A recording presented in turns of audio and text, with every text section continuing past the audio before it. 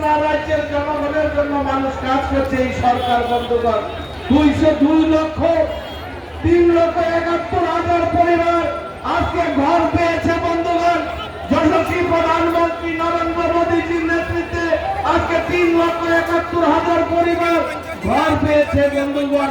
2,47,000 পরিবার আজকে কিষাণ সম্মান নিধি পেয়েছে, যেটা 25 বছরের বাম শাসনে মাত্র 1100 কৃষক সম্মান নিধি পেত বন্ধুগণ।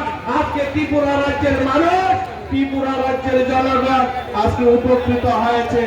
জাতি জনজাতি থেকে শুরু করে প্রত্যেকটা অংশের মানুষ আজকে ভারতীয় জনতা পার্টির পক্ষে আছে বন্ধুগণ। এই ধর্মনগরে যিনি আমাদের বিধায়ক ছিলেন, ত্রিপুরা পবিত্র বিধানসভা স্পিকার ছিলেন, উনিও জনগণের জন্য কাজ করেছেন, ধর্মনগর বাসীর জন্য কাজ করে বন্ধুগণ করে গেছেন।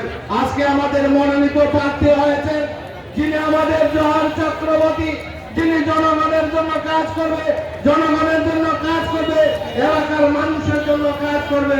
ত্রিপুরা রাজ্যের এমন কোন রাজনৈতিক দল নেই, এমন কোন নেতা নেই ভারতীয় জনতা পার্টিকে হারাতে পারে, ভারতীয় জনতা পার্টির নীতি আদর্শ বিচারধারাকে ধ্বংস করতে পারে বন্ধুগণ।